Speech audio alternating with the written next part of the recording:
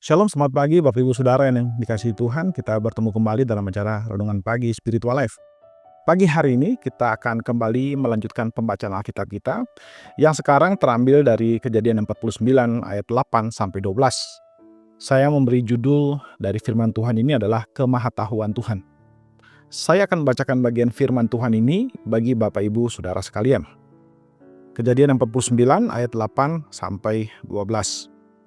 Yehuda, engkau akan dipuji oleh saudara-saudaramu. Tanganmu akan menekan tengkuk musuhmu. Kepadamu akan sujud anak-anak ayahmu. Yehuda bagikan anak singa. Setelah memangsa, engkau naik kembali, hai anakku.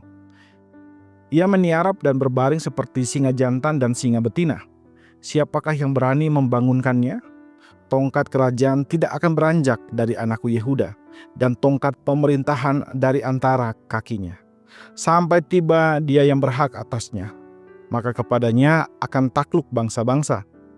Ia menambat keledainya pada pokok anggur, dan anak keledainya pada pokok anggur pilihan. Ia akan mencuci pakaiannya dengan anggur, dan bajunya dengan darah buah anggur. Matanya merah karena anggur, dan giginya putih karena susu. Saudara yang dikasihi Tuhan, di dalam bagian firman Tuhan yang baru saja kita baca ini merupakan bagian dari berkat atau doa berkat Yakub kepada anak-anaknya. Dan di dalam bagian firman Tuhan yang kita baca ini secara spesifik, ini adalah doa Yakub kepada Yehuda. Nah, saudara, di dalam doa ini kita melihat bagaimana doa ini juga berisi nubuatan tentang apa yang terjadi, apa yang akan terjadi kepada Yehuda dan juga kepada keturunan-keturunannya nanti. Dari isi dari nubuatan yang disampaikan Yakub kepada Yehuda ini, dikatakan bahwa Yehuda akan menjadi kuat seperti singa yang kuat dan dihormati oleh saudara-saudaranya.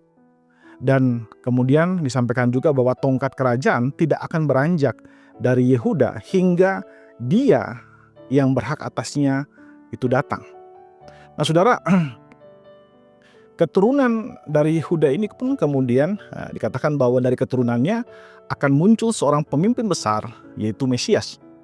Nah, nubuatan ini kemudian kita tahu bersama bahwa ini akan digenapi oleh kelahiran Kristus yang merupakan secara manusia dia adalah keturunan dari Yehuda.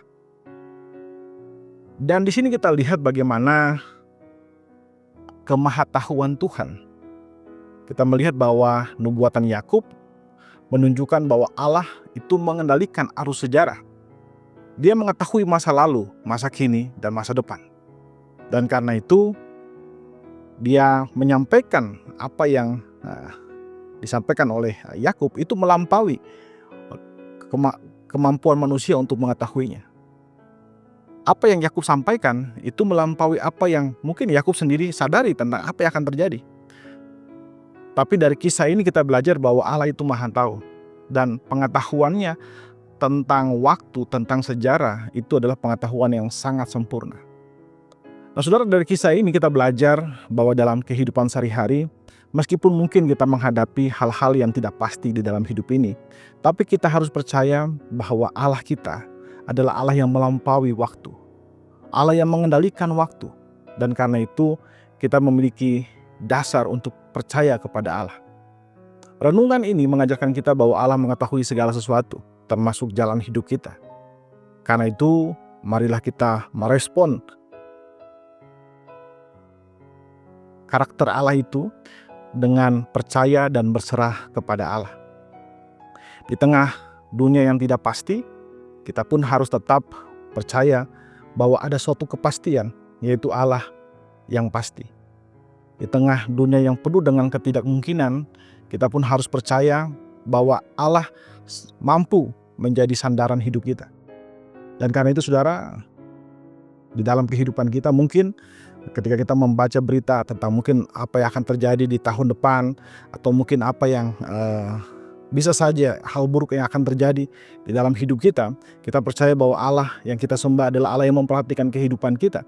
Dan karena itu kita bisa menatap hidup ini dengan penuh kepastian dan dengan damai sejahtera. Saudara, tanpa Allah yang Maha Tahu, maka tentu hidup ini akan penuh dengan ketidakpastian. Hidup ini akan seperti bahtera yang tanpa arah, kapal yang tanpa arah, Tapi dengan kepastian, maka kita punya tujuan yang pasti, kita punya dasar untuk percaya, yaitu kepada Allah. Dan karena itu saudara, mari kita percaya kepada Allah dan kita bersandar kepadanya. Amin.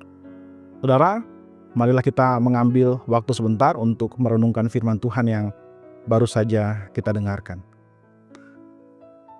Saudara, apakah saat ini saudara sedang menghadapi masalah yang berat dalam hidup saudara? Mari kita mengambil waktu untuk berdoa, meminta agar Roh Kudus memberikan kepada kita kemampuan untuk dapat tetap percaya kepada Allah yang Maha Tahu, dan Allah yang tahu yang terbaik bagi hidup kita.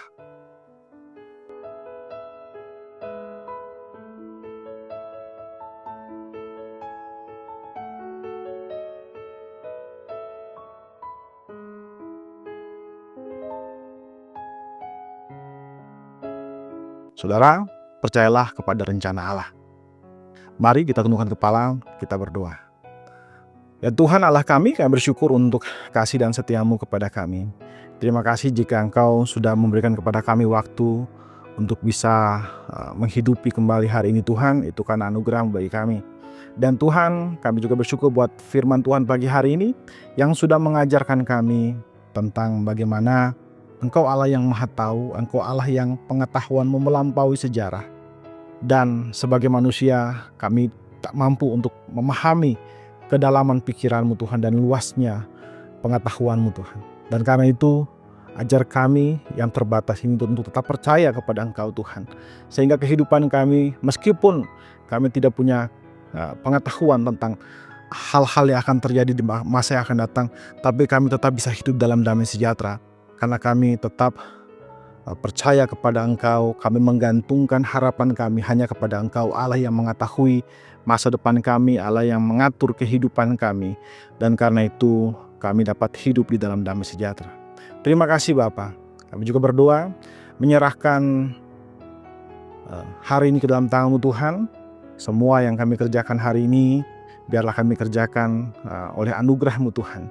Dan biarlah kami kerjakan hanya untuk kemuliaan nama-Mu saja.